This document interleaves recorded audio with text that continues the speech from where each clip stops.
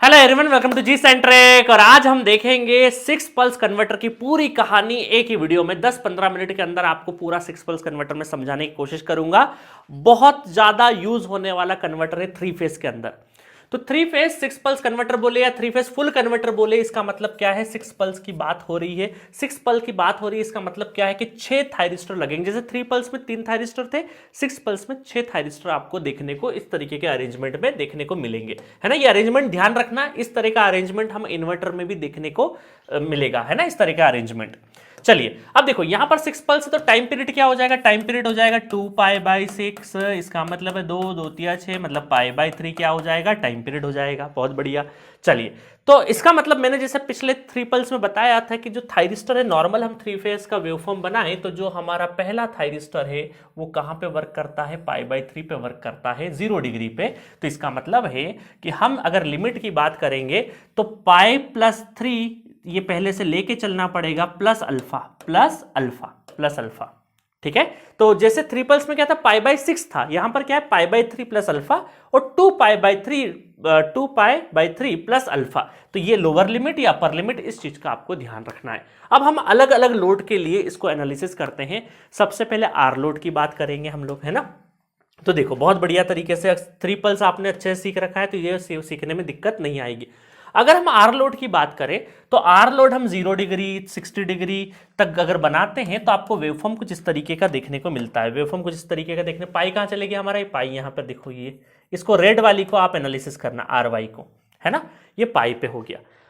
उसके बाद अगर हम अल्फा ग्रेटर देन 60 डिग्री अगर बनाते हैं तो यहां पर आर लोड के लिए हमारा क्या होता है? डिसकंटिन्यू। ये वेवफॉर्म देखो, डिसकंटिन्यूटी आ गई ना बीच में, डिसकंटिन्यूटी आ गई, डिसकंटिन्यूटी आ गई।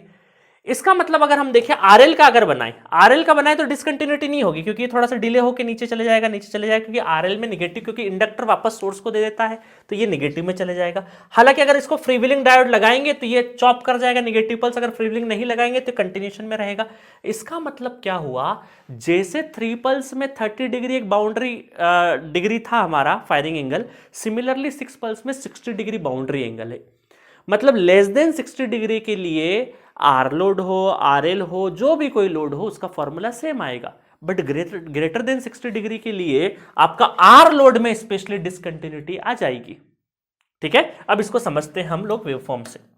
अब समझना ध्यान से, लेस देन 60 डिग्री के लिए जो लोअर लिमिट है वो आपका π/3 प्लस अल्फा और अपर लिमिट 2π/3 प्लस अल्फा हो जाएगा। इससे जब पूरा फॉर्मूला निकालेंगे तो फेमस फॉर्मूला निकलता है। अब ध्यान दीजिए, जब हमने थ्री पल्स देखा था, थ्री पल्स, तो थ्री पल्स में फॉर्मूला था 3 VML/2π cos अल्फा। वहां 2π था, इस बार क्या है? यहां पे 2 की जगह पाई है। सिक्स पल्स में 2π की जगह क्या है? पाई है, सिंपल।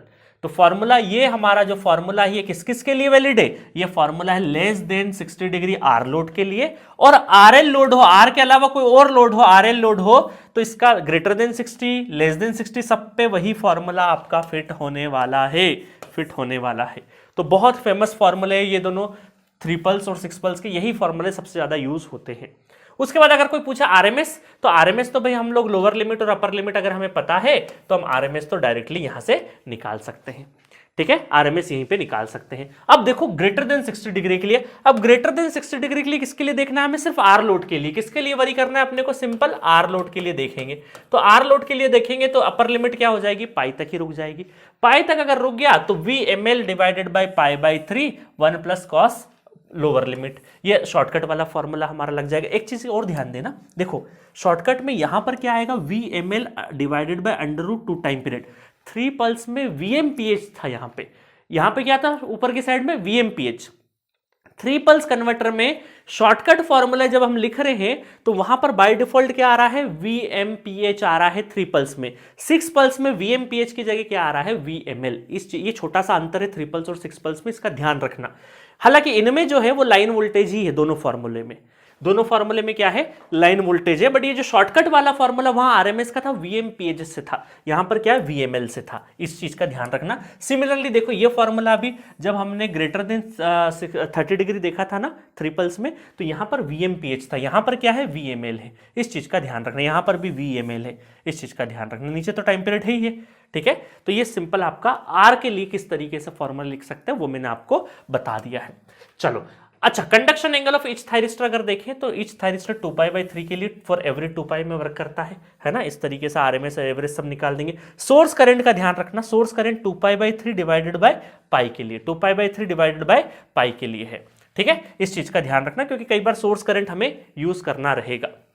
नेक्स्ट अगर देखें हम लोग, यहां पर देखो omega T circuit turn off time का बहुत डिटेल वर्जन में मैंने आपको समझा रखा है, उसका वेवफॉर्म मैंने लेके आ गया हूं। लेस देन 60 डिग्री के लिए अगर देखेंगे तो 60 4 बार रिपीट होगा, 1 2 3 और 4। तो हम ये बोलेंगे कि जो ओमेगा टीसी है, ओमेगा टीसी 4 इंटू कितने 60 डिग्री को π/3 लिखते माइनस अल्फा, 4π/3 माइनस अल्फा, ये ओमेगा टीसी हो जाएगा। और यहां पर अगर देखेंगे तो 60 और 60 और 30 और 30 तो ये 180 हो जाएगा। तो ओमेगा टीसी क्या हो जाता है यहाँ पे 180 डिग्री हो जाता है, ठीक है। 180 मतलब पाई की बात हो रही है। तो ये आपको लेस देन और ग्रेटर देन के लिए डायरेक्टली फॉर्मूले ध्यान रखने हैं। अच्छा, ये कैसे होता है ये मैं ऑलरेडी फुल कोर्स में समझा चुका हूं, है ना। अगर पीक इनवर्स वोल्टेज पूछे तो VML लिख दो, या फिर फेस के फॉर्म में लिखना है तो √3 VMPH लिख दो, ठीक है, चलेगा। नेक्स्ट चलते हैं हम लोग। अब मैं क्या करता हूं, इनको हार्मोनिक एनालिसिस बहुत इंपॉर्टेंट है। देखिए हार्मोनिक्स एनालिसिस कहां करी अपन ने, सिंगल फेस फुल कन्वर्टर के लिए करी, सिंगल फेज सेमी कन्वर्टर के लिए करी क्योंकि α/2 हो जाता है। उसके बाद 3 फेज में 3 पल्स के लिए इंपॉर्टेंट नहीं है, 6 पल्स के लिए इंपॉर्टेंट है ना। क्योंकि देखो हमने 1 पल्स के लिए करा क्या, नहीं 2 पल्स में करा और सेमी कन्वर्टर में करा। 3 फेज में भी हमें फुल कन्वर्टर 6 पल्स के लिए ही हार्मोनिक एनालिसिस इंपॉर्टेंट है, बाकी कहीं के लिए भी नहीं है। और वही वापस आपका आएगा 4I0/n पाई।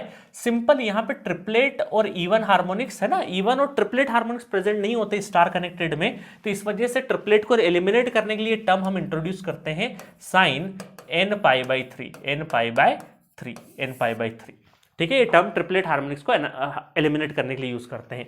तो बस उसके साथ में आपको अगर फंडामेंटल का पूछेगा तो डिवाइड बाय √2 कर देना, बाकी n की जगह 1 कर देना। ये आपका क्या आ जाएगा, रटना बिल्कुल भी नहीं है, ये फंडामेंटल आ जाएगा।